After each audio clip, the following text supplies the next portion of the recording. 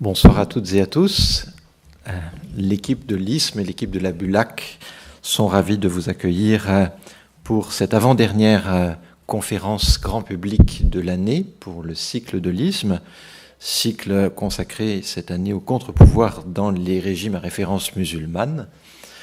Pour ceux qui ont suivi les différents épisodes de ce cycle, vous avez vu que l'approche a été à la fois dans la longue durée, en fonction de différentes disciplines aussi, et cette semaine et puis le mois prochain, nous aurons deux interventions qui porteront davantage sur l'actualité.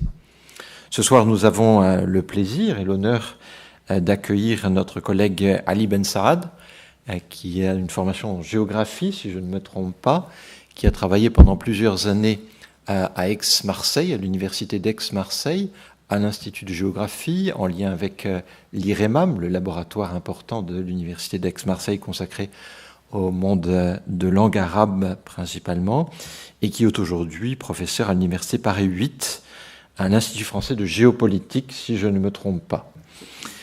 Ces travaux portent essentiellement sur le Maghreb, incluant la Libye. Donc il a travaillé également sur l'espace subsaharien et les relations entre l'espace maghrébin et l'espace subsaharien. Il a dirigé notamment cet ouvrage publié aux éditions Cartala, Le Maghreb à l'épreuve des migrations subsahariennes, immigration sur émigration. Et puis parmi les articles qu'il a publiés, 2 dans la revue Maghreb Mashrek, dont nous parlerons dans un mois, puisque la prochaine intervenante est la nouvelle directrice de la revue Maghreb Mashrek, donc 2 articles que je cite. L'entrée en dissidence dans les espaces de loyauté du régime, une maturation et un prélude à l'avènement du Hirak pour l'Algérie, donc en lien étroit avec la conférence de ce soir. Et puis un autre article également dans Maghreb Mashrek sur le Hirak, co-rédigé avec Malika Arhal, février 2019, les débuts du Hirak en Algérie. Il a également publié un article qui peut vous intéresser dans la revue Hérodote, prélude au soulèvement citoyen du 22 février, la montée des contestations dans les espaces de loyauté du régime. Donc le moment qui va nous intéresser est ce moment de 2019 où au Liban, au Soudan, également en Irak, mais pour ce qui nous occupe ce soir au Maghreb et tout spécifiquement en Algérie, nous avons un mouvement de contestation populaire qui nous appartient d'analyser avec le recul du temps, puisque nous sommes 3 ans après, et je vous propose de préparer vos questions, puisque le but des conférences grand public, c'est d'entamer un échange avec l'intervenant. Professeur Ali Ben Saad, je vous cède la parole et nous vous écoutons avec le plus grand intérêt. Alors d'abord, je vous remercie pour l'accueil, vous et votre institut. Je remercie également l'assistance ici présente. Alors donc, moi, je propose dans cette conférence d'envisager le Hirak comme un mouvement à la fois d'expression et de tentative de construction d'un contre-pouvoir. Comme vous le disiez, il y a maintenant un peu plus de 3 années qui se sont écoulées depuis que le Hirak a surgi de façon inattendue sur la scène algérienne. Alors, je ne vais pas revenir sur ce qu'a été ce mouvement, ni sur ses dynamiques, mais je vais revenir plutôt sur ce que cet épisode de confrontation d'une société avec son pouvoir, donc ce que cet épisode a permis, au-delà de son moment, de faire surgir comme questionnement sur les possibilités d'émergence d'un contre-pouvoir dans le contexte politique et social algérien, des questionnements qui vont, comme je le disais, au-delà de la temporalité du Hirak. Donc il y a un peu plus d'1 an qu'a été mis sur pied ce séminaire et qu'on m'avait sollicité alors pour y participer. Donc bien sûr, sur le moment, on a une idée en tête, mais c'est en la travaillant qu'elle se précise et prend forme. Et donc, en fait, aujourd'hui, j'aurais proposé un tout autre titre. Un autre titre qui serait le Hirak, virgule, un contre-pouvoir, point d'interrogation. Ce serait très simplement intégré justement dans l'intitulé du séminaire, dont l'intitulé, ce sont justement les contre-pouvoirs. Mais ce titre lui-même aurait eu besoin d'un sous-titre, car à une échéance proche de la conférence, je me suis rendu compte que l'angle par lequel j'ai choisi de commencer à aborder la question, à savoir les effets du Hirak sur les recompositions du pouvoir algérien, qui était pour moi la façon d'ouvrir sur la question du contre-pouvoir, je me suis rendu compte que pour être suffisamment clarifié, il prenait déjà plus de place que l'espace d'une conférence. Et donc j'aurais ajouté aussi, donc, si je peux dire, comme sous-titre, j'aurais ajouté les effets du Hirak sur les recompositions du pouvoir algérien. Alors, il était évident par ailleurs que pour questionner le Hirak comme possible contre-pouvoir, il aurait fallu aborder un ensemble d'autres questions. Il aurait fallu interroger le Hirak sur ses possibilités à être un contre-pouvoir, sur ses angles morts, sur ce risque qu'un contre-pouvoir se construise au miroir d'un pouvoir et finisse par s'y confondre. Tous ces risques que le Hirak ne pouvait pas ne pas avoir rencontrés. Par ailleurs, il y avait aussi d'autres questionnements, parce que pour faire contre-pouvoir, ce n'est pas seulement contre le pouvoir d'un régime. Il y a tous ces pouvoirs qui le dépassent, mais le relaient et le confortent, et en tout cas désamorcent pour son bénéfice toute possibilité de contre-pouvoir. C'est par exemple ces contre-pouvoirs nichés dans la société, celui du conservatisme, qui est un questionnement à se poser surtout avec le retour de la question du droit des femmes, qui a été quasiment estompé depuis les combats de 1983 contre le Code de la famille et qui revient grâce au Hirak.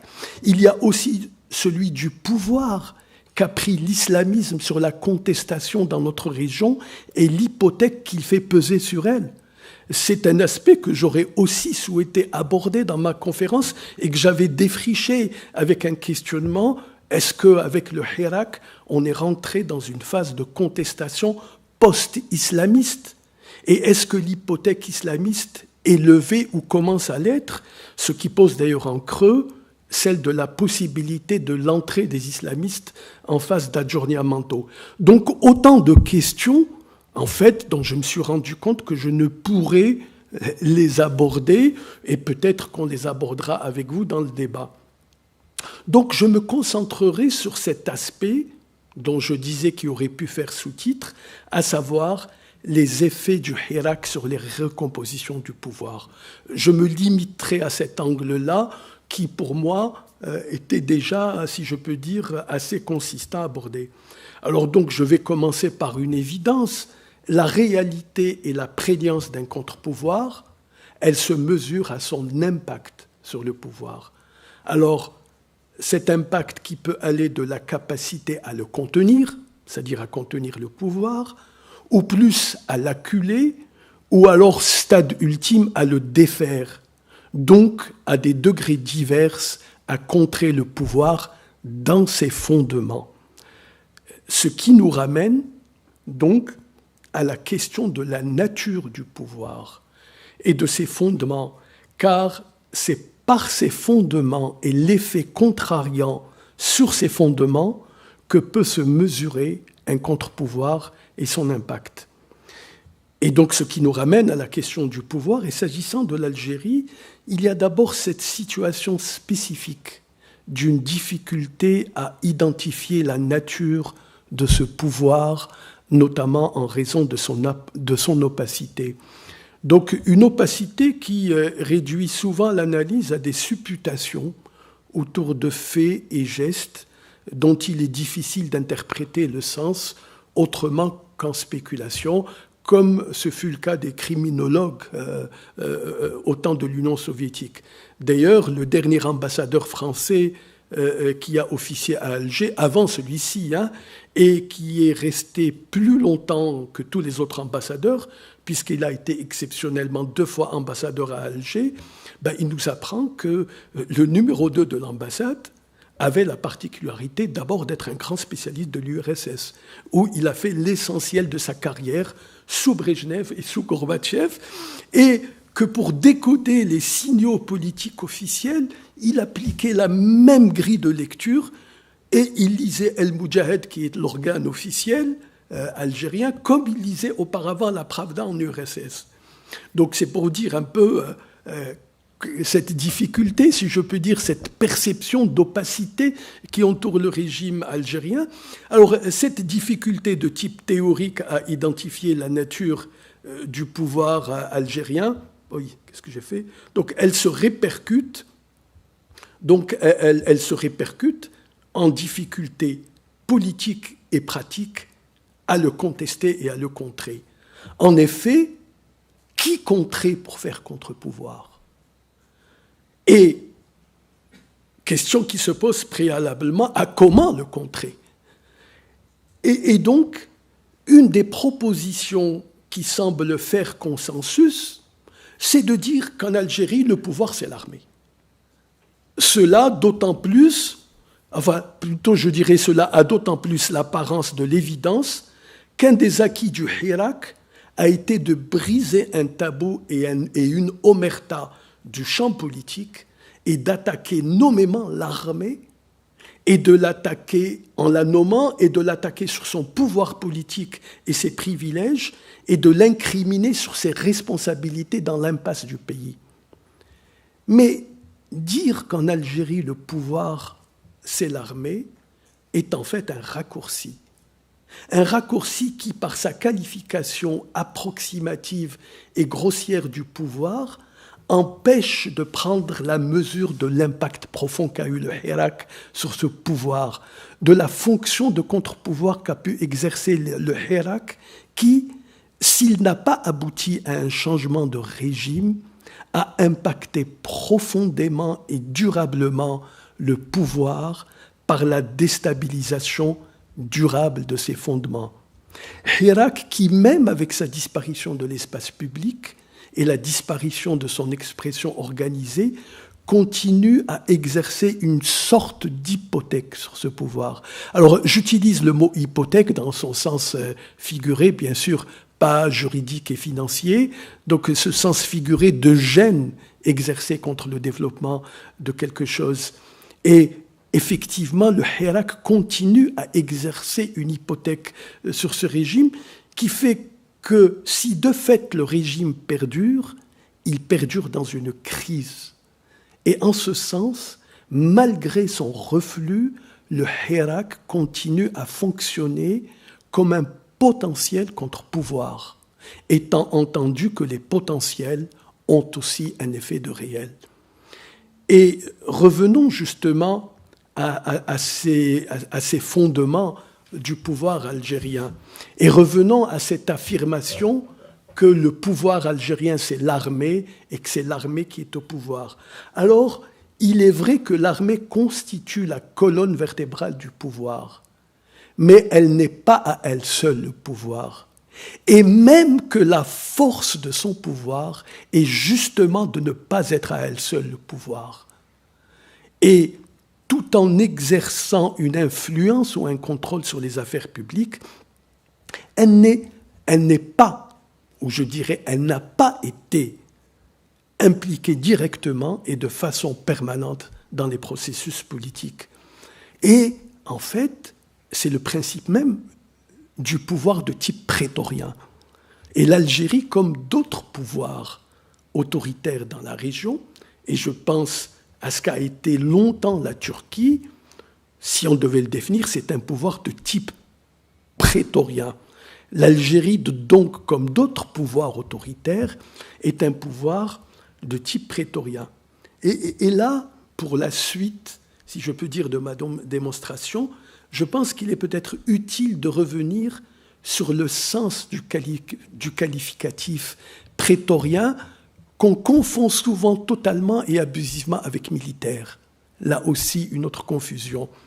Et pour cela, je vais me permettre peut-être de revenir à l'étymologie du mot prétorien tel qu'il est apparu dans la Rome antique et la Rome républicaine, donc, puis ensuite impériale. Alors, pour faire court, prétorien, il se disait des soldats qui étaient commis à la garde du préteur qui donne sa racine au mot prétorien. Et qu'est-ce qu'un préteur? Un préteur, c'est un magistrat qui est comme tous les magistrats de la République romaine un représentant qui est élu par le peuple romain.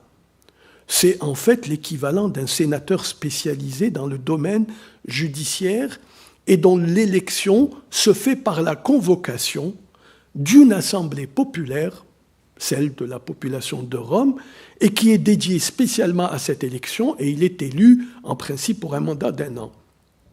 Et à ce magistrat est attribuée une garde qui est appelée spécifiquement prétorienne, de la racine du mot préteur, et sur laquelle ce magistrat va s'appuyer pour donner force à ses décisions.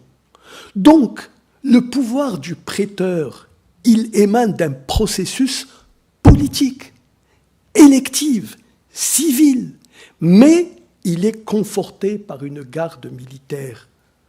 Et pour moi, c'était important, pour l'explication de la suite, de ce qu'est un régime aujourd'hui, un type prétorien. Donc plus tard, au passage à l'Empire, ça va s'appliquer aux soldats commis à la protection de l'empereur, qui vont jouer le rôle d'une garde impériale. Alors, même si ces gardes prétoriennes ont pu effectivement parfois intervenir dans les successions impériales, elles sont intervenues, quand elles sont intervenues, en appui d'un jeu politique qui se déroulait préalablement dans les institutions impériales, qui avaient d'ailleurs sauvegardé certaines institutions républicaines, même affaiblies comme le Sénat. Donc, quand ces gardes intervenaient, lorsqu'elles intervenaient, c'était en appui d'un jeu politique qui se déroulait préalablement dans les institutions impériales, jeu politique qui était d'ailleurs souvent très violent, mais toujours dans le cadre de ces institutions, y compris quand elles les transgressaient peu ou prou. Et quand elles intervenaient, c'était quand elles étaient sollicitées par les acteurs du jeu politique. Elles n'étaient pas des acteurs politiques directement. Et donc, c'est quand elles étaient sollicitées par les acteurs du jeu politique que ces gardes prétoriennes pouvaient prodiguer leur appui. Et un appui, d'ailleurs, qui allait souvent à celui qui avait les faveurs du rapport de force politique pour le conforter. Et d'ailleurs, elles subissaient souvent, par contre, les contre-coups des luttes politiques. Et le long de l'histoire, leur effectif ont pu être parfois divisés par 10. Donc, elles n'étaient pas les faiseurs du jeu politique et le subissaient. Et donc, revenons, alors je me suis permis de faire un peu ce petit détour historique, revenons un peu à notre période et à un espace qui est beaucoup plus proche de l'Algérie. Je veux parler de la Turquie qui a été un des systèmes prétoriens le plus accompli, système qui a géré la Turquie pendant 9 décennies, sans dire près d'un siècle, jusqu'aux dernières années de la décennie 2000, avant le 3e mandat d'Erdogan. Alors l'universitaire britannique William Hall le décrit comme un régime où l'armée n'agit pas seule et ne gouverne pas publiquement et directement. Elle est soutenue par la bureaucratie civile, notamment la haute administration, et une partie importante des élites, notamment laïcistes. Et c'est ensemble qu'elles encadrent le champ politique et social. Et Ahmed Inzel explique que qui est donc assez connu ici en France, qui est un chercheur turc et journaliste également. Donc Ahmed Inzel explique que dans le régime autoritaire républicain turc, en plus d'une armée à caractère prétorien, ce qui solidifie l'édifice autoritaire, c'est un groupe social. Et ce groupe social, il est composé de membres de la bureaucratie civile, de la bureaucratie juridique et militaire, et d'une partie de l'élite intellectuelle. Ce groupe qui a pour particularité de s'identifier d'une manière monopolistique et jalouse à l'État, et il le fait par une présence permanente et imposante. Et donc il insiste sur le rôle de ce groupe social, de son rôle déterminant. Et je dirais, après avoir fait ce détour, c'est dans cette veine que s'inscrit également le type de régime algérien. Alors, si j'ai choisi comme préambule à ma conférence de revenir sur la notion d'État prétorien, c'est justement pour insister sur l'importance de la part civile de l'État prétorien, sur la puissance de ses relais et réseaux civils, sur l'interpénétration des réseaux militaires et civils et leur complémentarité sur le terrain du politique, mais aussi du social et de l'économique. Donc, si l'État prétorien s'appuie sur la puissance des armes, son efficience se base moins sur celle-ci. Et on sait depuis Talleyrand, et même les dictateurs le savent, que, vous connaissez la fameuse citation, on peut tout faire avec une baïonnette, sauf s'asseoir dessus. Et donc, l'efficience de l'État prolétarien, elle est tributaire principalement de son bras civil, si on doit rester dans une terminologie guerrière et militaire. Donc elle est tributaire principalement de son bras civil, de la densité et de l'efficacité de ses réseaux civils et de leur degré d'implantation dans la société.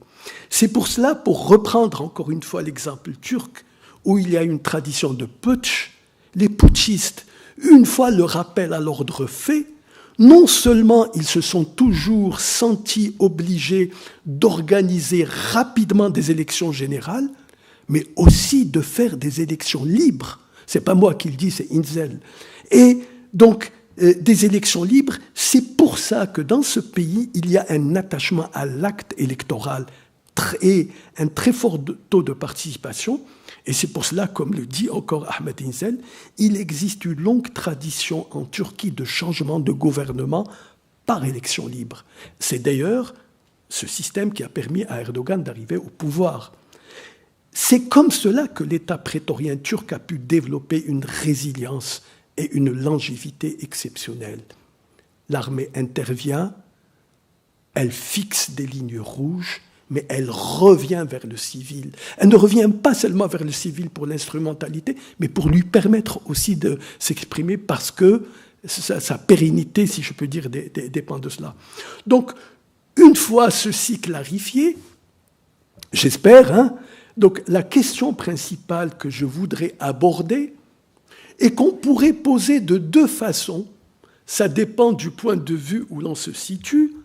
La première façon de poser cette question, est-ce que, et là je parle explicitement de l'Algérie et de l'après-Hirak, est-ce que le retour de l'armée sur le devant de la scène en Algérie, le monopole total qu'elle a établi sur la vie politique depuis maintenant près de 3 ans, et la chape de plomb sécuritaire et répressive qu'elle a abattue sur le pays, est-ce que cela signerait non seulement un échec du Hirak et son incapacité à se constituer en contre-pouvoir, mais plus que cela, le Hirak n'a-t-il pas été plutôt qu'un contre-pouvoir, au contraire un mouvement contre-productif et qui aurait abouti, au fond, à faire à l'Algérie un bond en arrière politique d'un quart de siècle et qui a abouti à une impasse. Première façon de poser la question.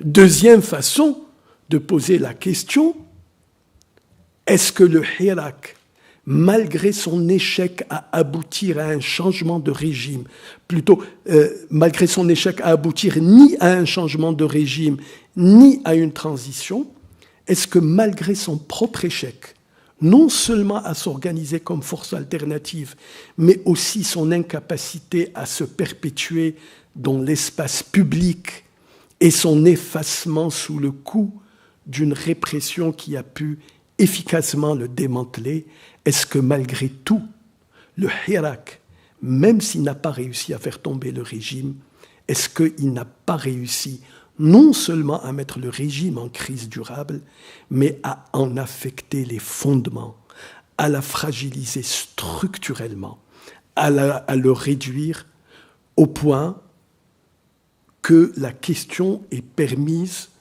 d'être posée.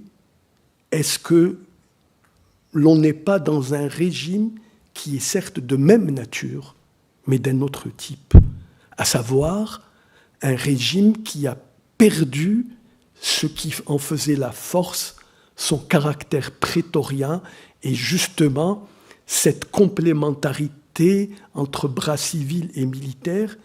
Et en cela, le Hirak, malgré ses contradictions et ses faiblesses, n'aura-t-il pas de cette façon assumé le contre-pouvoir, justement, en attaquant ce pouvoir dans ses fondements? Alors, quand je parlais d'un régime toujours de même nature, mais peut-être d'un autre type, ou pour être moins affirmatif, disons, selon d'autres modalités, le questionnement que je voulais introduire, c'est dans quelle mesure certaines caractéristiques qui font l'efficience du régime prétorien et son efficacité, notamment cette solidarité, complémentarité entre les différents pôles qui le constituent, et particulièrement cette complémentarité, interpénétration entre la puissance de l'armée et celle des partenaires politiques et sociaux et de leur réseau civil, dans quelle mesure cette dimension n'a pas été affectée structurellement depuis le Hirak, remettant en cause un fondement majeur de l'État prétorien. Et cette question de l'interaction et de l'interpénétration entre réseaux militaires et civils est encore plus importante dans le système prétorien algérien. Et elle est au fondement de sa résilience. Et c'est pour ça que je pose la question, est-ce que ce n'est pas cette dimension qui a été atteinte? Dans le système algérien, on est au-delà de la complémentarité et du partenariat, on est dans la confusion, voire la fusion.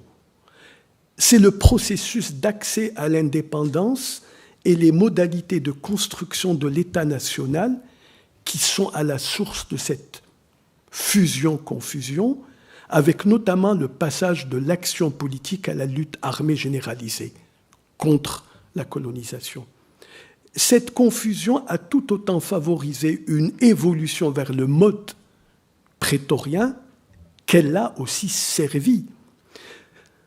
Dans le parcours de la plupart des acteurs, dirigeants, aussi bien de la guerre de libération et qui seront souvent dirigeants de l'Algérie d'après indépendance, action politique et action armée se sont conjuguées. Et ils ont souvent alterné statut politique et statut militaire. Le portrait robot politique d'un dirigeant de la guerre de libération est plus que souvent devenu ensuite dirigeant de l'Algérie indépendante, c'est celui d'un militant politique converti en chef militaire avec l'insurrection, puis émergeant parfois comme cadre politique pour encadrer l'action et la représentation politique du mouvement de libération. L'historien Dahoud Jarbel vient de faire éditer les mémoires de Bantabbal. Bantabbal qui a constitué le triumvirat qui a dirigé la guerre de libération sous l'appellation des 3B. Et qu'est-ce qu'on voit dans ces mémoires? On voit comment il est représentatif de cette conjugaison et alternance du statut militaire et politique chez la plupart des dirigeants algériens, même si Bantabbal n'a pas eu à l'indépendance un statut politique à la hauteur de ses responsabilités durant la guerre de libération, mais un statut quand même important. Sa régression, si je peux dire, a été qu'il a dirigé le pôle industriel le plus important de l'après-indépendance. Donc, cette alternance ou même confusion, elle va persister longtemps après l'indépendance. Je prends l'exemple de celui qu'on a appelé le père des réformes, Hamrouche, celui qui a libéralisé l'activité politique, médiatique, industrielle, etc. Il a un parcours complet de militaire. Depuis son jeune âge, il a fait toutes les académies militaires étrangères, etc. Ou alors je vais prendre un cas extrême, Bouteflika, le dernier président, en fait, et qui a eu souvent à se confronter à l'armée. Il est issu de l'armée des frontières, c'est-à-dire la matrice et le cœur de l'institution et du pouvoir politique. Et donc c'est en ce sens où cette complémentarité, c'est ça, si je peux dire ma thèse, elle a été complètement déstabilisée donc, par le Hirak. Alors, je reviens à une autre chose. Cette interprétation entre réseau militaire et réseau civil, elle se développera après l'indépendance, elle se développera et même en s'élargissant encore plus vers la société civile. Et elle va s'incarner particulièrement et paradoxalement dans une institution qui en sera le concepteur et le maître d'œuvre. Le fameux DRS, la direction qui a été dont l'ancêtre a été la sécurité militaire. Elle est banalement militaire, mais l'essentiel de son travail est orienté vers la société civile. Elle est une police politique, mais l'essentiel de son activité est le travail et la mobilisation politique. Elle constitue un véritable centre politique en soi. Pour la caractériser, Aït Ahmed, cet opposant de la première heure, défenseur de l'état civil, etc., donc Aït Ahmed en dira que c'est le plus grand parti politique. Oui, ce n'est pas le FLN, parti officiel et unique pendant plus de 3 décennies. Celui-ci n'était qu'un appendice du DRS. Le DRS, lui, va chercher à capter les ralliements et les soutiens autour du pouvoir dans un spectre politique très large, y compris et surtout dans les partis se plaçant dans l'opposition ou hors du pouvoir, et encore plus dans les compétences techniques et intellectuelles de la société civile. Et c'est ce fort maillage qu'il instituera dans la société civile et politique et dont il va disposer et qu'il peut instrumentaliser et mobiliser dans les enjeux de pouvoir, c'est ce maillage qui, entre autres, va lui donner du pouvoir et en faire un des plus importants pôles de pouvoir et à certaines périodes le plus important pôle de pouvoir.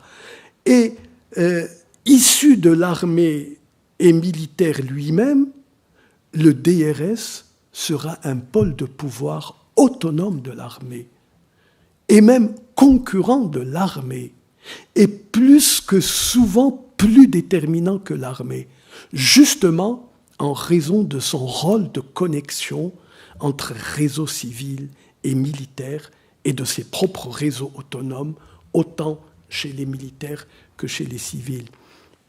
Alors, pour marquer cette spécificité, je me permets encore une fois de faire une comparaison.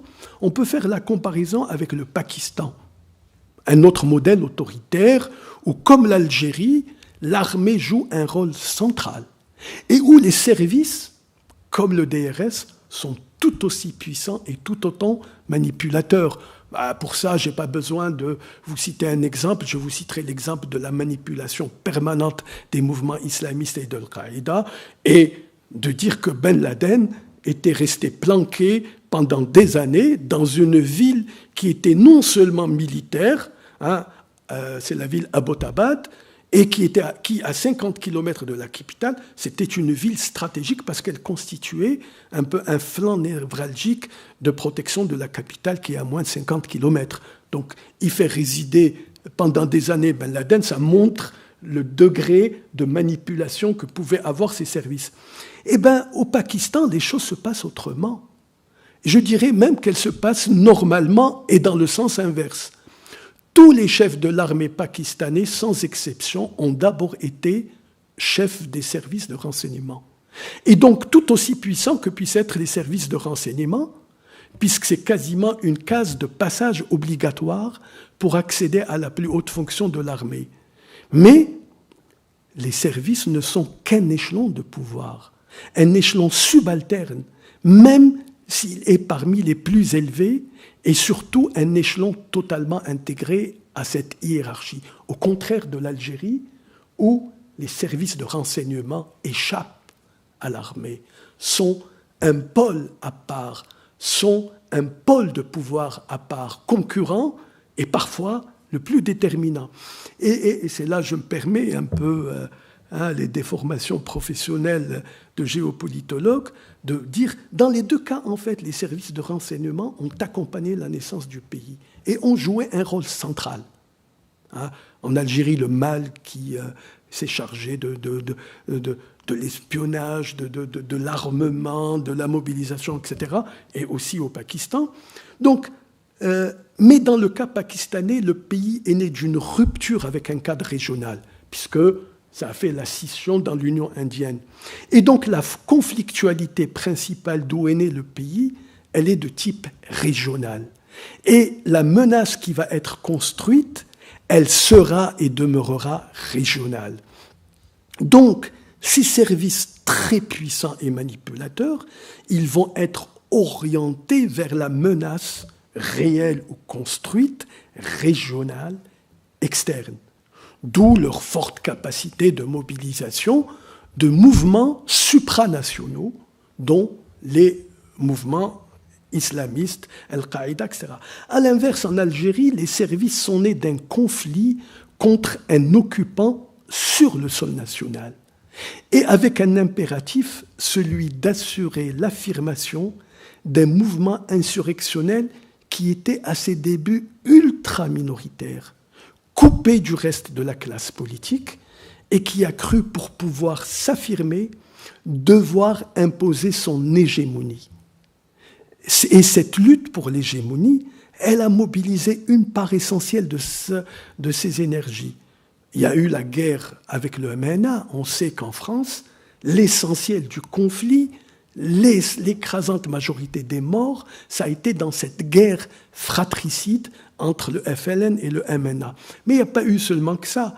Le ralliement des autres tendances, et notamment de celles qui étaient modérées et qui étaient nécessaires à l'affichage unitaire que voulait se donner le FLN, ces ralliements ne se sont pas faits rapidement ni spontanément, mais souvent par l'exercice de la violence à l'intérieur du camp nationaliste.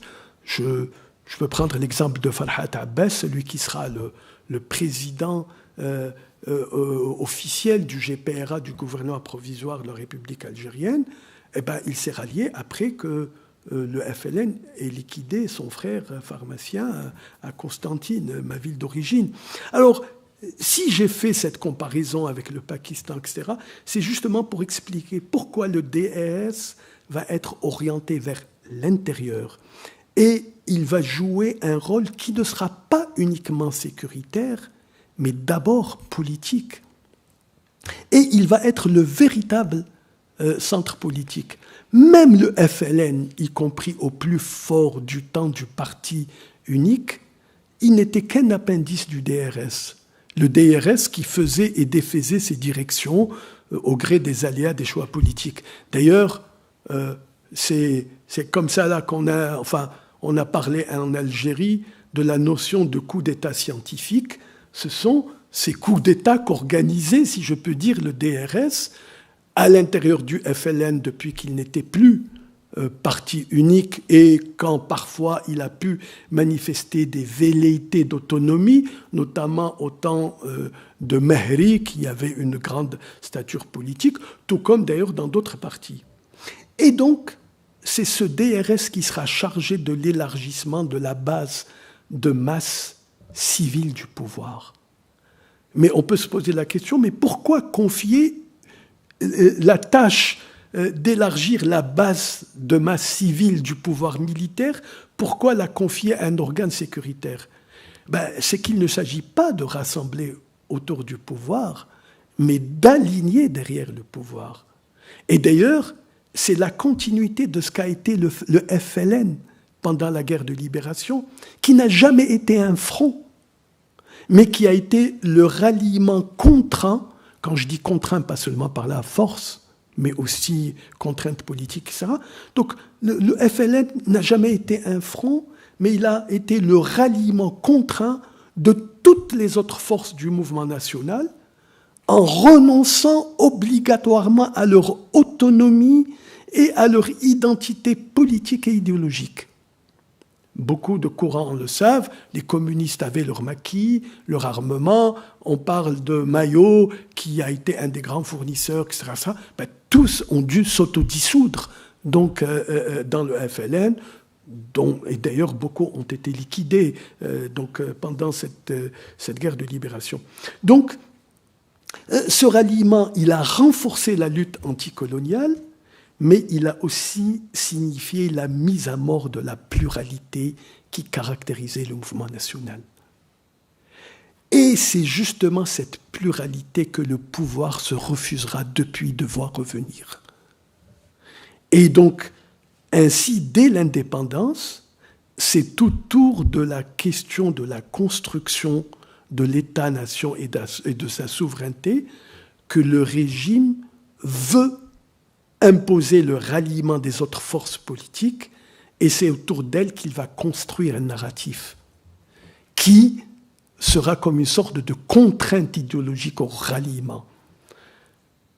Et donc, je dirais donc que c'est un ralliement qui ne se fait pas que sous la contrainte, puisque les questions de souveraineté et de construction de l'État font consensus dans une grande partie des forces d'opposition ou aux marges du pouvoir. Et donc, une des fonctions principales du DRS, ça sera de susciter, de négocier et d'organiser ces ralliements, et par des ouvertures contrôlées, intégrer ces forces en leur concédant des espaces,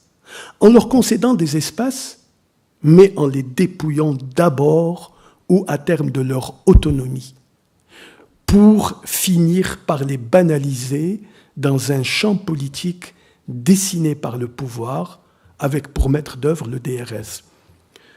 Et c'est ainsi que tous les partis d'opposition qui ont pu être à un moment donné important ont tous participé à un moment donné au pouvoir et à son soutien, fût-il ce soutien critique, selon la formule du PAX, le parti de l'avant-garde socialiste, successeur du Parti communiste, qui disait apporter un soutien critique au pouvoir, et qui, après avoir subi une féroce répression de la part de Boumedienne, est devenu son compagnon de route.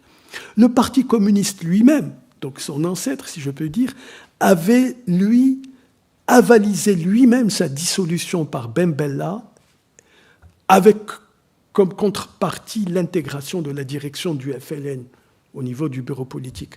Le RCD, je n'ai pas besoin, je pense, de vous expliquer qui c'est, de Saïd Saadi, ce parti moderniste, laïque, etc., il a participé à l'installation de Bouteflika alors même que celui-ci a été très mal élu, et il a participé à sa crédibilisation par plusieurs ministres issus de son rang. Et d'ailleurs, certains, malgré que les rapports se soient dégradés, certains de ces ministres ont continué à faire partie des ailes, j'allais dire, de soutien de Bouteflika. Il y en a même un qui a fait un parti, etc. Et Louisa Hanoun, donc du Parti des travailleurs, elle a accompagné Bouteflika jusqu'au seuil du 5e mandat. Ce mandat de trop qui n'a pas eu lieu et qui a été le détonateur du Hirak. Et donc, elle l'a accompagné et défendu Bouteflika au nom de la préservation de la souveraineté nationale qu'il incarnerait selon elle, alors même qu'elle critiquait les mesures libérales de son gouvernement. Donc, si je peux dire, le pouvoir et son arme donc sécuritaire ont réussi à construire, si je peux dire, un narratif hégémonique dans lequel, si je peux dire, elles ont piégé quasiment toutes les forces d'opposition nationale, qu'elles ont pu impliquer et compromettre dans les différents processus politiques, quand bien même ces courants étaient convaincus qu'en fait, qu'elle le faisait dans l'intérêt national, etc., etc. C'est comme ça qu'on va retrouver, bizarrement, Louise Hanoun dans une réunion, la dernière qui lui vaudra d'ailleurs son arrestation, avec les grands patrons des services et de l'armée. Et que fait-elle dedans ? Je ne doute pas de sa sincérité politique, de son engagement, etc. Mais c'est pour voir ce piège que l'État prétorien a fermé sur la société civile, politique et sociale, parce qu'elle était pour lui un besoin vital de sa pérennité et de sa régénération. Mais plus que ça, au moins jusqu'au début des années 90, la majorité des intellectuels, des scientifiques, des compétences techniques et technocratiques, combien même ils étaient critiques ou carrément opposants, ils ont peuplé les directions des ministères et des entreprises, ou d'ailleurs ils étaient même majoritaires, alors même qu'ils étaient parfois à contre-courant des responsables politiques qui dirigeaient ces institutions. Et c'est en ce sens où le DRS faisait un pont qui enjambait même les représentants officiels du pouvoir politique officiel et permettait des alliances instrumentales, bien sûr, mais des alliances qui transcendaient, si je peux dire, le discours officiel, etc. Bon, ça a beaucoup changé après les années 90, le DRS est devenu plutôt un filtre, etc., etc. Mais tout ça, encore pour moi, c'est cette idée un peu fondamentale que la force de l'État prétorien, ce n'est pas l'armée, c'est le prolongement civil de l'armée, l'armée étant la colonne vertébrale et le civil étant cette chair qui l'entoure, qui le porte, etc. Donc, appareil policier et répressif, le DRS va réussir à être un grand ordonnateur du jeu politique et surtout, il réussira à assurer un prolongement civil et il réussira à donner à la colonne vertébrale militaire du pouvoir, il réussira à lui donner une chair, une incarnation civile suffisamment consistante. C'était le prix nécessaire pour la perpétuation du régime prétorien. Alors, je m'excuse, il fallait faire ce détour un peu long, et c'est pour ça que à 2-3 semaines, j'ai complètement changé de braquet. Je me suis dit, je me concentre sur les effets du Hirak, sur les compositions du pouvoir.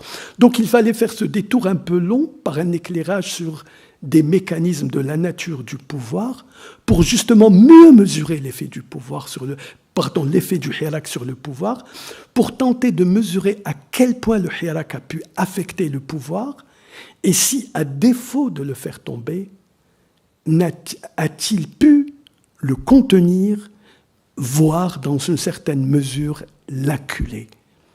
Alors, au printemps de 2019, à peine un peu plus d'un mois de l'éruption du Hirak, le champ politique était en ruine. Le personnel politique traditionnel et toutes les figures du pouvoir, sans exception, étaient discrédités. Tout était possible. Je me permets. Donc tout était possible. 3 ans après, le système de pouvoir algérien semble s'être totalement reconstitué. Et il semble même avoir réussi à faire revenir au devant de la scène politique les partis politiques qui étaient la devanture formelle de l'ère Bouteflika, qui avaient été totalement discrédités, totalement balayés par le Hirak. Comme si l'impact du Hirak sur le pouvoir et donc son potentiel de contre-pouvoir aura été d'un effet nul. Cette perception, je dis bien cette perception, c'est pas une idée. Donc cette perception se trouve être bien résumée par la formule qui dit que le Hirak a fait vaciller le pouvoir, mais il ne l'a pas fait tomber.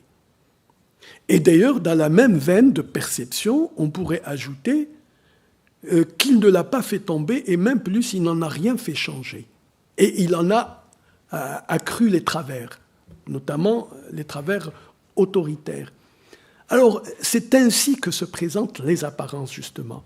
Et pourtant, en y regardant de près, l'onde de choc du Hirak a profondément affecté le pouvoir, si ce n'est dans sa nature, du moins dans ses structures, dans ses assises, dans ses capacités et dans sa gouvernance, au point, comme je le disais, qu'on puisse dire peut-être, s'il ne s'agit pas, bien sûr, toujours d'une même nature, mais d'un autre type de pouvoir.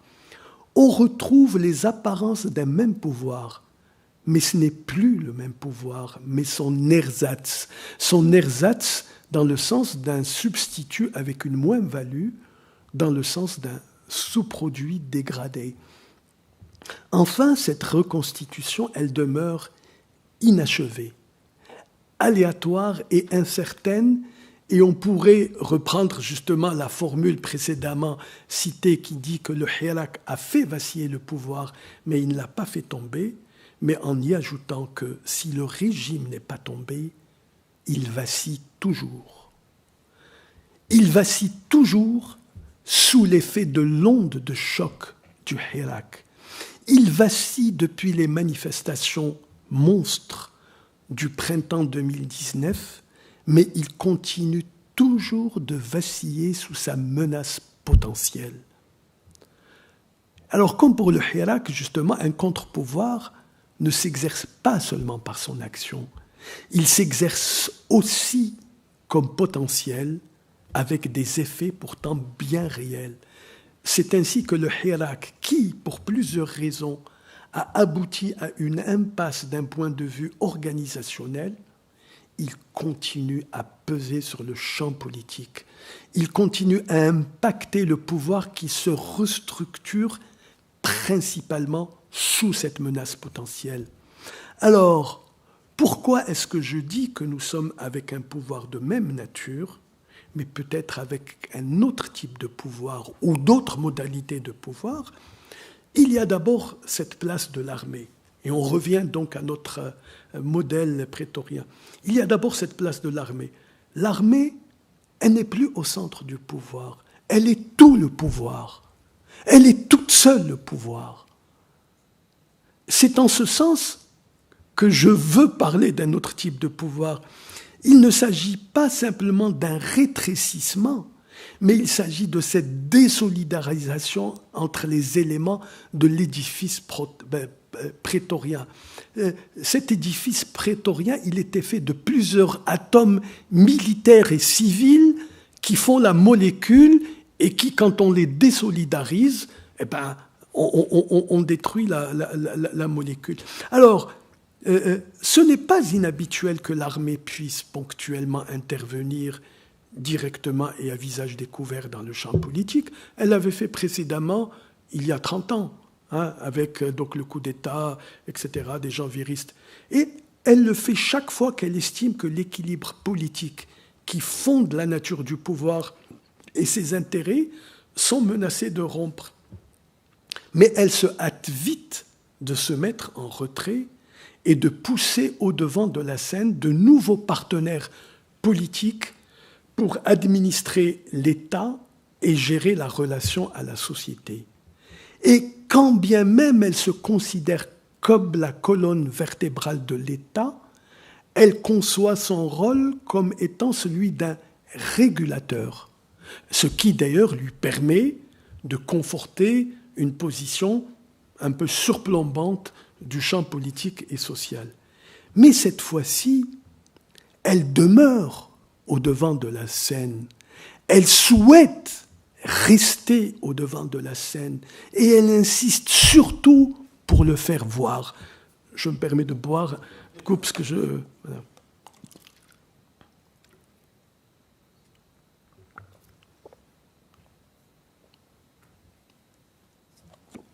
Alors, lors de la première année du Hirak, on a pu penser que l'omniprésence de l'armée qui ne s'affichait pas seulement en première ligne, mais qui avait carrément monopolisé la parole politique, une parole politique devenue par ailleurs abondante, celle de Gaïd Salah qui intervenait donc 2 fois par semaine, qui se permettait de rabrouer même les quelques responsables politiques que l'armée avait pourtant choisis.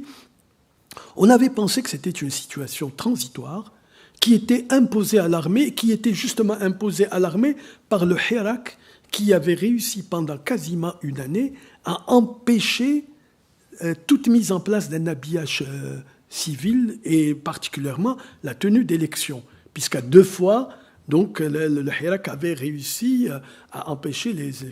Mais 2 ans et demi maintenant, après avoir réussi à imposer et mettre sur place l'habillage institutionnel civil qu'elle a voulu, comme elle a voulu, l'armée demeure pourtant plus que jamais sur le devant de la scène. En fait, qu'est-ce qui s'est passé?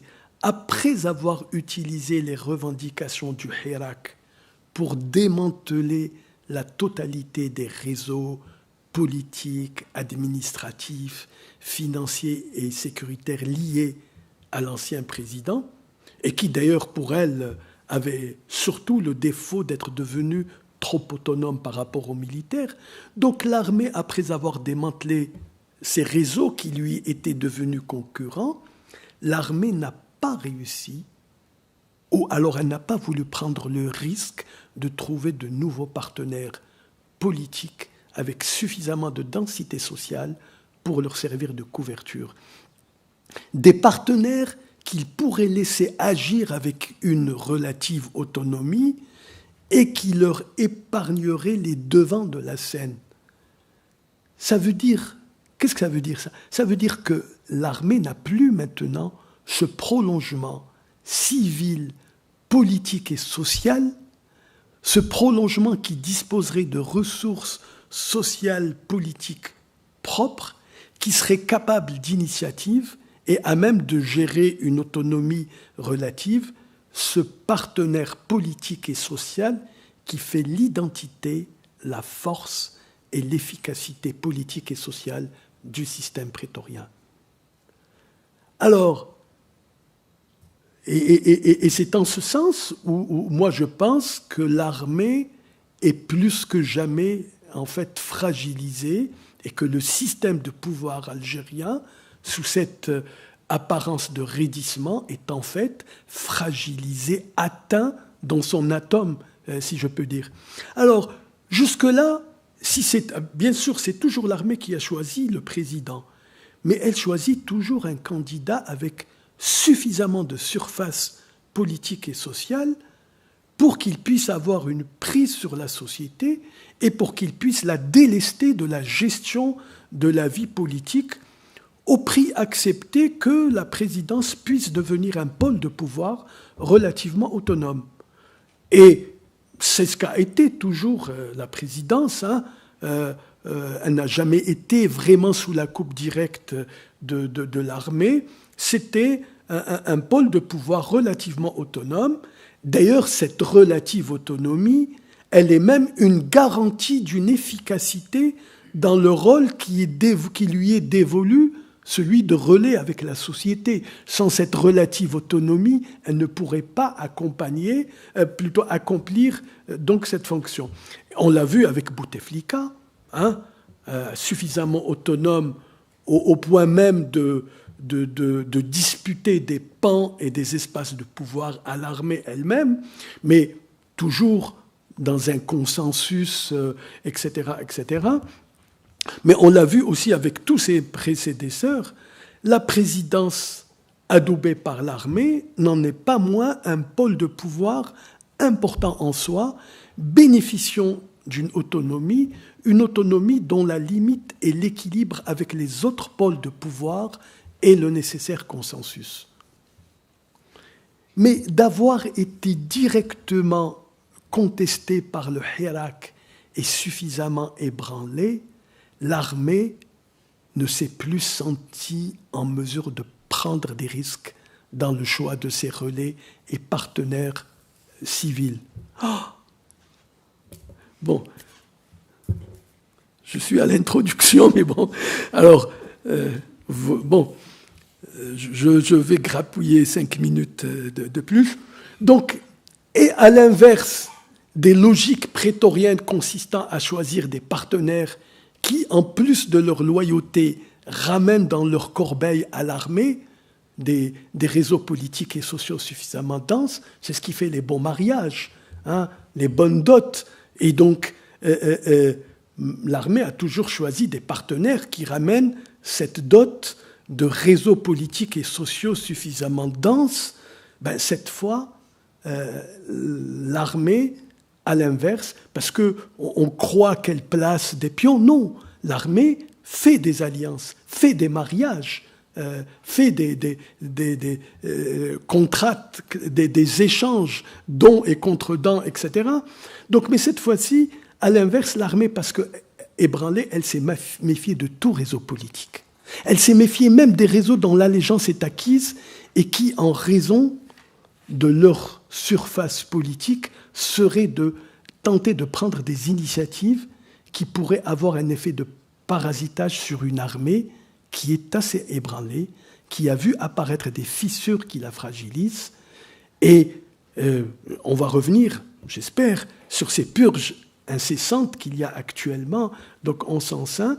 Et donc, c'est le contrôle des situations et des hommes qui est devenu obsessionnel, la méfiance envers tout coefficient et plus-value personnelle des acteurs politiques. Et les 5 acteurs, les 5 candidats à la présidence qui ont été adoubés par l'armée, y compris celui qui au final sera président, ils l'ont été paradoxalement sur la base de la faiblesse de leur coefficient personnel et de leur réseau. Et le revers pour l'armée d'un tel choix, c'est qu'il ne peut aboutir à l'émergence d'un pôle de pouvoir suffisamment autonome pour pouvoir être efficient et opérationnel.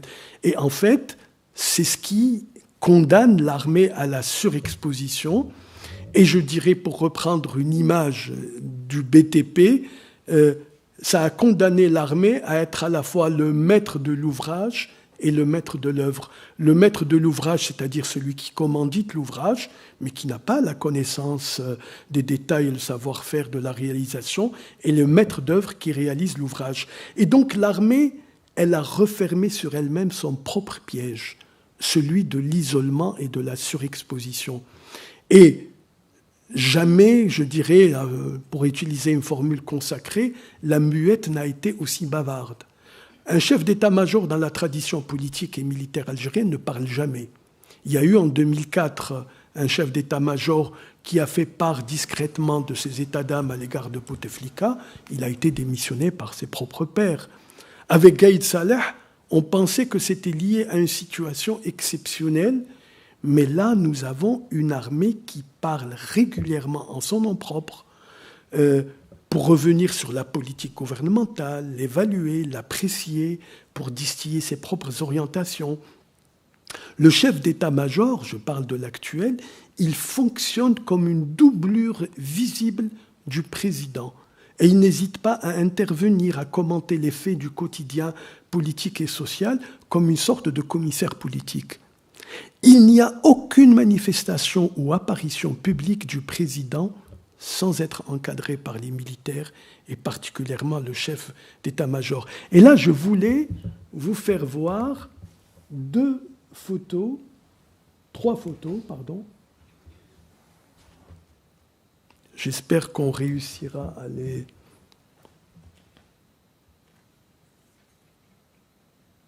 Elles s'affichent ou non ? Alors, elles sont très parlantes en elles-mêmes. Donc, dans les 2 premières photos, on voit en fait le chef d'état-major qui dispute au président la réception des mains de l'équipe nationale de la Coupe d'Afrique de football. Et on voit la gêne un peu du président. Je vais baisser un peu plus. C'est pour vous donner plus la vue donc d'ensemble. Vraiment, c'est caricatural, à la limite du ridicule, de cette mise en scène d'un pouvoir militaire et s'imposant au pouvoir civil dans des détails. Si vous pouvez, la prochaine photo. Et là, c'est une image qui fait quasiment office de portrait officiel et qui a été voulue comme telle. C'est le président assis, signant la loi de finances et encadré par les 6 principaux chefs militaires debout qui l'entourent et le surplombent. Ce n'est pas un instantané pris par réfraction et qui a été transformé en une photo séditieuse. Non, c'est une photo officielle diffusée largement par les canaux officiels. Donc, cette image où on ne voit pas le seul chef d'état-major, mais 6 chefs militaires à la fois, elle veut tout à la fois donner une image d'unité de l'armée avec le chef de l'État, mais surtout d'unité des chefs militaires.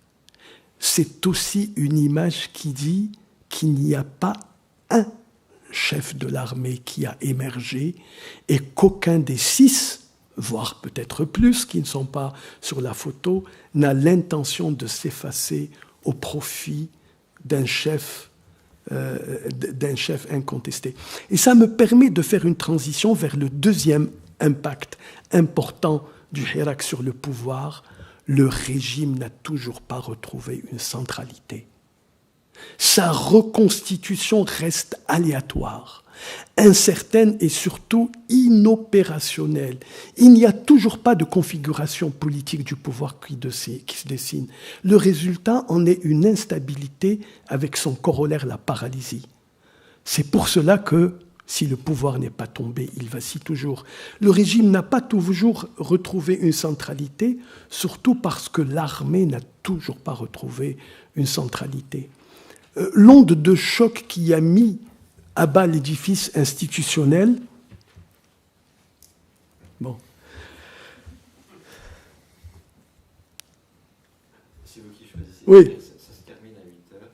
Il reste un quart d'heure. Ici, on a quelques questions. C'est ce que je vous propose. Sinon, vous terminez, mais il n'y aura pas de questions. Bon. Écoutez, quand même, je ne vais pas vous faire l'affront de ne pas vous permettre de poser de questions. Donc, je vais terminer rapidement. Donc, il y a en fait donc cette absence de centralité et en fait cette instabilité, si je peux dire. Vous savez qu'il y a 30 généraux au moins qui sont en prison, sans compter ceux qui sont en fuite. Et en plus de la permanence de ces purges, il y a 4 éléments qui sont indicateurs de l'intensité et de la déstabilisation à laquelle est soumise l'armée. Les purges se font en retour de bâton, c'est-à-dire celui qui fait la purge aujourd'hui est purgé demain. Les purges, elles se font de façon horizontale, c'est-à-dire la chute d'un responsable, elle entraîne celle de tout le réseau de ses collaborateurs et la mise en examen. Mais je terminerai par la 4e directement. C'est l'absence de désignation d'un vice-ministre de la Défense. Traditionnellement, le chef d'état-major, comme l'a été Gaïd Salah, est nommé vice-ministre de la Défense. Bon, j'en parlerai dans le débat. En fait, la crise au sein de l'armée a préexisté au Hirak. Le Hirak a juste permis qu'elle éclate et surtout qu'elle ne se résorbe pas. Et on verra pour quel truc. Alors, ça fait que, en fait, là, je vais sauter malheureusement l'essentiel de trucs. Ça fait qu'en fait, on se retrouve donc, on se retrouve avec une absence réelle de pouvoir. Et vous savez, la principale crise qu'il y a eu entre la France et l'Algérie, alors sans prétention aucune, je pense qu'il était dû à une très mauvaise appréciation de la situation en Algérie par la présidence française, où Macron s'était énervé parce qu'il n'arrivait pas à avoir de répondant, de décision sur des questions essentielles, celle du Sahel, celle de la question migratoire, etc. Et ça a été interprété comme, si je peux dire, un effet de nuisance du pouvoir algérien. Non, c'est qu'il n'y avait pas il n'y a pas un pouvoir capable de prendre des décisions et de répondre de façon homogène et concertée à des situations, à des situations importantes. Bon, je parlerai peut-être dans le débat de cette impossible reconstitution d'une base de masse. Vous savez, toutes les élections, il y a eu moins d'un quart de la population qui a participé. Et encore, même ces chiffres officiels doivent être un peu faux parce que je prends les élections présidentielles. 40% en Algérie, 8% dans l'immigration, alors qu'elles étaient quasiment, si je peux dire, toujours pareilles. Et alors que le régime a toujours bénéficié, il a triché sur les élections, etc. Mais il y a eu toujours, si je peux dire, une base de masse, hein, de loyauté, notamment les campagnes légitimistes, etc., etc.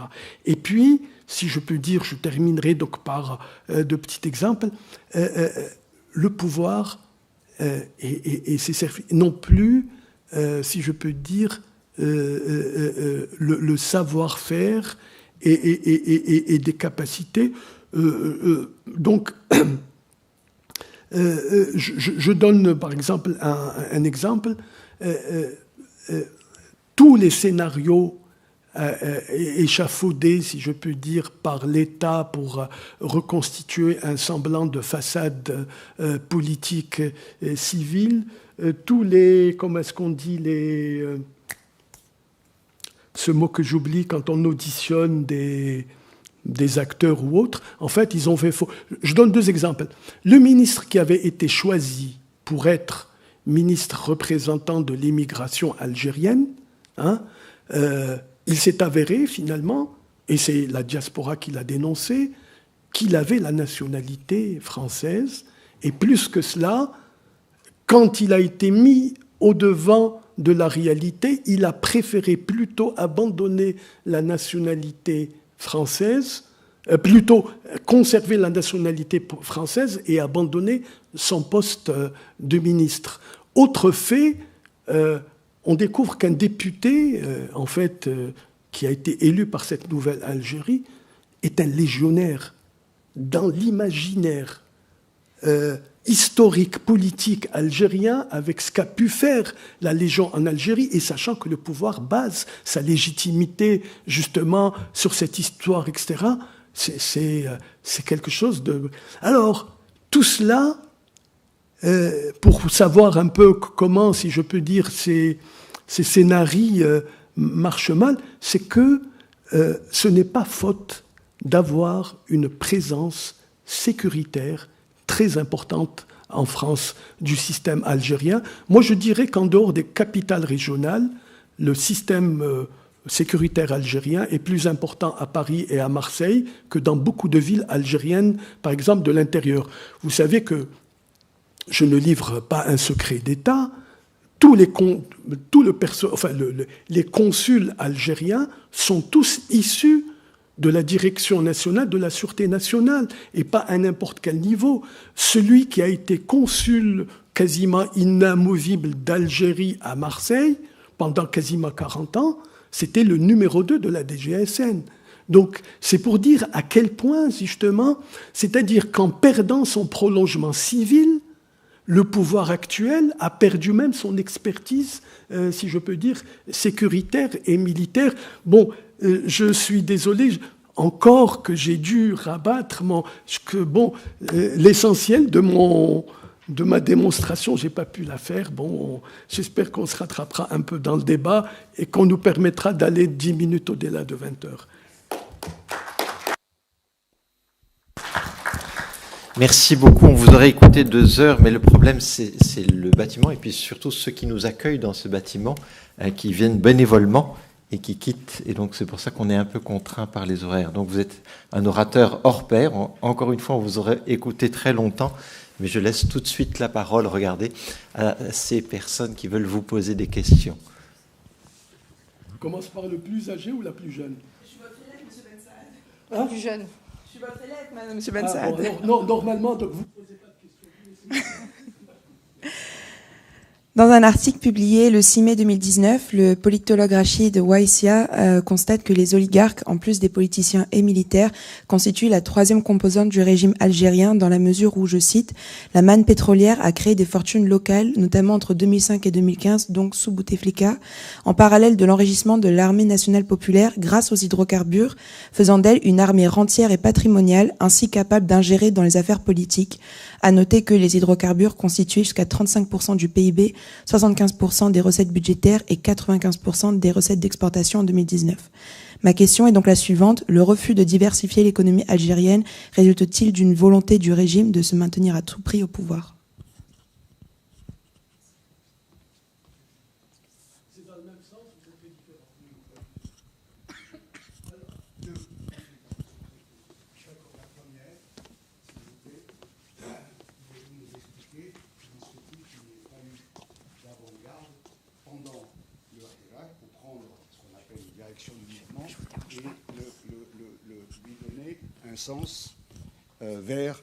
un sens vers ce qu'on appellera un changement réel. Deuxième question, je vous ai trouvé très pudique sur cet aspect qui est cette corruption généralisée qui gangrène le pays. Voilà. Alors, je vais répondre aux deux, justement. Excusez-moi. Je vais répondre aux deux. Et alors, il y a une chose, justement, peut-être que, effectivement, quand je disais justement que, bon, si le Hirak, en fait, la division de l'armée a précédé le Hirak, ce qu'a fait le Hirak, c'est qu'il a permis qu'elle éclate au grand jour et qu'il empêche qu'elle se résorbe. Et en fait, donc, et là je réponds aux deux questions, à celle de la corruption d'Iran de Pelbois, il y a une chose qui s'est passée en fait. C'est pour ça que ma démonstration est un peu, et qui a miné de l'intérieur l'État prétorien. C'est pas tant la corruption, parce qu'elle faisait partie, si je peux dire, de la nature du pouvoir et de ses équilibres. C'est le changement de la nature de cette corruption. C'est que, en fait, il s'est passé quelque chose à partir des années 90 où le rapport entre les différents pôles de pouvoir va connaître une évolution et impacter l'armée, c'est l'émergence d'une classe d'hommes d'affaires. C'est-à-dire que le pouvoir contraint par un contexte international où on voit le triomphe de la mondialisation et d'une mondialisation libérale, le pouvoir va opérer une mue autoritaire, il va organiser un nouveau mode de circulation de la rente plus adapté au contexte mondial, et il va le faire par le développement d'un capitalisme qu'on appelle capitalisme de connivence, avec des hommes d'affaires captifs, qui sont eux-mêmes issus des centres de pouvoir, qui vont revaloriser autrement la rente, etc. Je ne reviens pas là-dessus. Et d'ailleurs, cette mutation, elle a été engagée par l'armée elle-même. Le premier grand entrepreneur, Khalifa Moumen, avec sa grande entreprise, est le fils d'un des créateurs des services de renseignement algériens. Bon, c'est parce qu'il fera un jeu avec une partie de l'armée qu'il tombera, etc. Alors, cet entrepreneuriat, si je peux dire, il va vite devenir une des principales ressources pour la captation de la rente. L'Algérie s'adapte au modèle libéral, mais toujours avec l'esprit rentier et avec la corruption. Et donc, cet entrepreneuriat, il devient à la fois la principale ressource pour la captation de la rente, il présente l'avantage d'une ouverture à l'international, et il va devenir donc un des lieux investis prioritairement par les luttes pour la captation de la rente. Et donc, tous ceux qui disposent d'un pouvoir politique, dont les militaires, vont, par association avec des hommes d'affaires ou directement à travers leurs réseaux familiaux, ils vont s'accaparer ce secteur privé en plein boom, et ils le font fréquemment en association avec des multinationales. Vous parliez de ce numéro de Maghreb Mashrek que j'avais co-dirigé avec Malika Al-Hal. Je prends l'exemple du secteur pétrolier où on voit comment à Ouargla, le bassin pétrolier le plus important, avec la libéralisation des services pétroliers. Ce sont des généraux ou leurs enfants en association avec des multinationales qui vont le faire. Et donc, pour accéder à la rente, les militaires sortent des circuits balisés qui étaient ceux des achats d'armement, de services, de la redistribution des rentes à l'institution, à l'intérieur de l'institution militaire. Donc les militaires vont individuellement tisser des alliances autour et avec les entrepreneurs privés et ils vont s'insérer dans des enjeux économiques qui sont concurrentiels, voire rivaux. Et donc, ils sortent du seul cadre de l'armée, qui était le cadre unique où se répartissait entre eux la rente avec des arbitrages et des équilibres internes à l'institution. Et donc, cette nouvelle situation, elle a pour conséquence de faire perdre à l'institution militaire sa capacité régulatrice et d'arbitrage, parce qu'en son sein même, les intérêts, ils se sont diversifiés, ils sont sortis du cadre redistributif de l'armée, et ils ont permis à des acteurs externes à l'armée d'interférer dans les rapports de force parce qu'ils interfèrent dans l'accès donc à la ressource. Et donc ce corps civil externe, en s'instillant de l'armée, il a altéré quelque chose de très important dans l'armée. Il a altéré la force de l'esprit de corps de l'armée, cette asabiya, si je peux dire, qui est du même ordre que l'esprit tribal et qui a permis jusque-là, malgré les conflits internes et les divergences, de maintenir contre vent et marée son unité. Et c'est ce qui explique que donc, c'est pas la corruption, c'est les nouveaux modes de répartition et d'accès à la corruption sur lesquels l'armée a perdu la main, pas en tant qu'individu, parce que les militaires s'enrichiront en plus, mais en tant que corps et en tant qu'institution. Elle n'a plus la main sur cela. Et ça va altérer cet esprit de corps, cette asabiya, parce que, bon, je ne suis pas le premier à le dire, Olivier Roy le disait, l'armée algérienne, c'est un peu comme la tribu. Moi contre mon frère, moi et mon frère contre mon cousin, mais tous contre le reste du monde. Et l'armée a su maintenir son unité contre cela. Et c'est sa projection dans ce monde des affaires, etc., qui va précipiter justement ces divisions soniques-là. D'ailleurs, la hargne qu'il y a à punir les hommes d'affaires, qui le méritent par ailleurs, ça répond aussi à sa hargne envers cette nouvelle source de rente qu'il a concurrencée et qu'il a divisée et qui lui a fait perdre la main.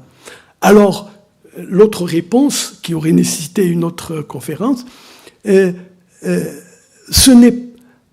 dirais que il ne suffit pas de le dire pour que ça se fasse. Ce n'est pas faute d'avoir voulu encadrer le mouvement populaire. Je pense que les choses sont en train de maturer et le mouvement populaire aurait rejeté toute tentative d'essayer de le structurer. Donc, ce n'est pas par idéologie horizontaliste, je dirais que c'est en tenant compte de la réalité d'un rapport de force et d'un discrédit avancé de tous les acteurs politiques, y compris ceux qui vont être des acteurs importants du Hirak, etc., que il y a eu des tentatives, mais on a compris que ça ne pouvait pas. Mais bon, je peux dire un autre sujet, c'est ce que aussi je disais, il y a aussi des défauts, parce que parfois les contre-pouvoirs se construisent en miroir d'un pouvoir, et devenant elles-mêmes un pouvoir, elles perdent, si je peux dire, cette capacité. Mais bon, l'année prochaine, je serai prêt à... Excusez-moi, le mot que vous cherchiez tout à l'heure par rapport aux acteurs, c'est audition. Casting. C'est ça, voilà, c'est ça. Et c'est que je dis que, en fait, le pouvoir a enchaîné les mauvais castings. J'ai pris l'exemple de ces deux-là, parce que la relation à la France est sensible, mais les soi-disant un peu gens qu'elle a pu gagner sur le Hirak, 2 personnes ont été nommées comme ministres, l'une a été d'une incompétence terrible, et l'autre est tombée pour des affaires sordides dont la plus grave n'est pas l'implication dans un trafic de drogue. C'est lui qui a mis en coupe réglée la presse algérienne.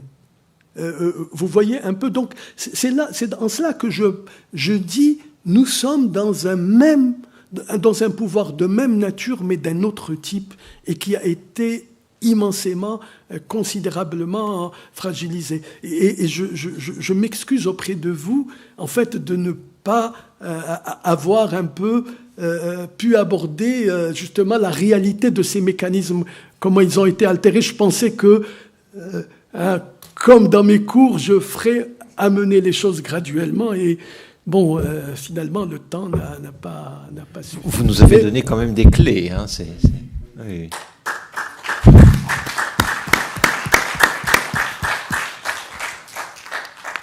Une ultime question, s'il y en a une.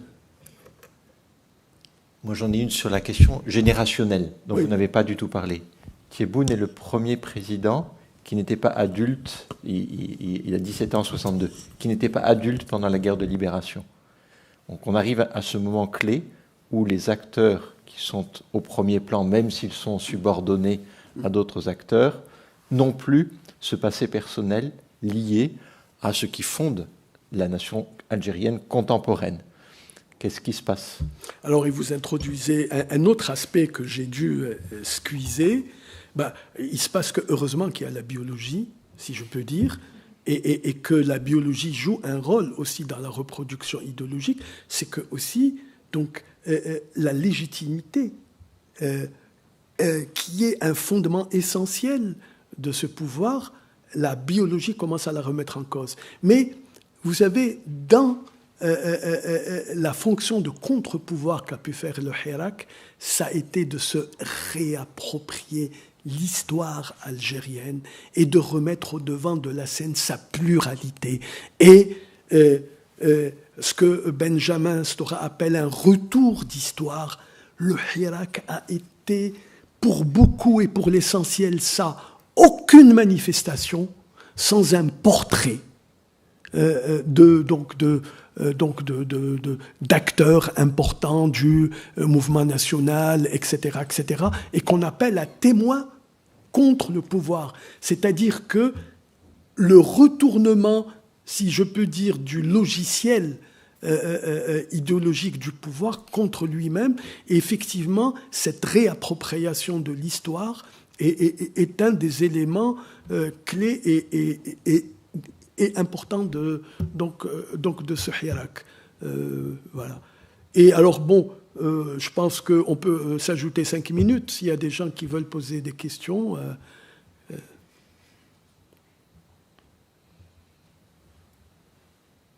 Bon, alors, sinon... Merci encore. Merci à chacune et chacun de vous. Je vous rappelle donc la dernière conférence de l'année qui aura lieu mardi 14 juin 2022, ici même. Elle sera donnée par Manon Nourtanous. Elle portera sur la question syrienne. Le titre de la conférence, « S'opposer en contexte autoritaire, retour sur le cas syrien », qui fera écho à la conférence, bien sûr, de ce soir sur un autre cadre. Nous vous invitons à venir nombreux et nombreuses, ou en présentiel de préférence, ou, si vous ne pouvez pas, à distance, mais c'est beaucoup mieux quand vous pouvez venir dans cet amphithéâtre. Et merci encore à notre intervenant de ce soir.